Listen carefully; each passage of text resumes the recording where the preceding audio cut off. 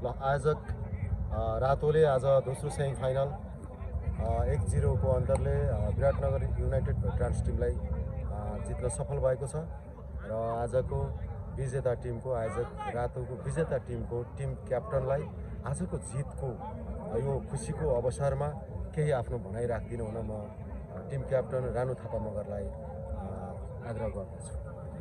आजको प्रतिस्पर्धात्मक खेलमा जुन खेल भयो त्यसमा हामीले चाहिँ सोचेको थियौँ हामीले सजिलै जित्छौँ एक्ज्याक्ट होइन, तर जुन हिसाबले हामीले सोचेको थियौँ होइन त्यो चाहिँ भएन। जुन हिसाबले हामीले सक्नुपर्ने त्यो सकिनौँ होइन। जस युनाइटेड भेटरानले धेरै उत्कृष्ट गेम खेल्नु राम्रो खेल्यो, उहाँको स्तर अनुसार उहाँले हामीहरूसँग धेरै उत्कृष्ट गेम खेल्नुभयो होइन।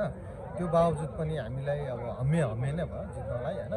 हामीले सोचेको थियौँ अब हाम्रो चाहिँ अब स्कोर अलिक बढी निस्किन्छ भन्ने हामी सोच्थ्यौँ होइन।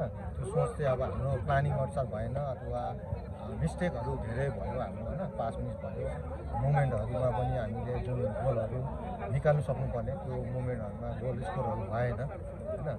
ओभर टाइमहरू त्यति गर्नु सकेनौँ हामीले होइन। खेलको हिसाबले चाहिँ हामी अलिकति अब्बल नै थियौँ, तर पनि त्यो बावजुदमा पनि युनाइटेडले अति उत्कृष्ट खेलेको त्यो चाहिँ त्यसमा चाहिँ दुई मत छैन होइन। उहाँलाई म धेरै धेरै धन्यवाद दिन्छु युनाइटेडलाई होइन। उहाँहरूको खेल स्तर अनुसार उहाँले धेरै राम्रो भयो। यति यो दुई शब्द भन्दै होइन र अब रानुजी तपाईँ मिन्स भेटरान्स टिमको रातोबाट टिम कप्तानको रूपमा पनि तपाईँले कप्तानी गरिरहनु भएको छ र तपाईँलाई फेरि आज सेमी फाइनल र फाइनलमा पुग्नु भएको छ। फेरि म बधाई दिन चाहन्छु मिन्स भेटरान्स परिवार तर्फबाट। अब फाइनलको लागि शनिबार फाइनलको लागि इटरी भेटरान्स टिमसँग चाहिँ तपाईँहरूको प्रतिस्पर्धा छ, पक्कै पनि कम्पिटिसन हुन्छ होला। त्यसको लागि तपाईँहरूको टिमले कस्तो किसिमको रणनीति अपनाउँदै हुनुहुन्छ? रणनीति त अब अलिकति भन्नु मिल्दैन। रणनीति भनेको प्लानिङ भनेको चाहिँ आफ्नो हुन्छ होइन, तर हाम्रो गेम भनेको चाहिँ एट्याकिङ गेम नै हुन्छ होइन। किनभने हाम्रो खेलाडी अनुसार चाहिँ हामी अलिक अब्बलै छौँ होइन। त्यो बावजुद हामीले गेम चाहिँ एट्याकिङ गेम नै खेल्छौँ होइन।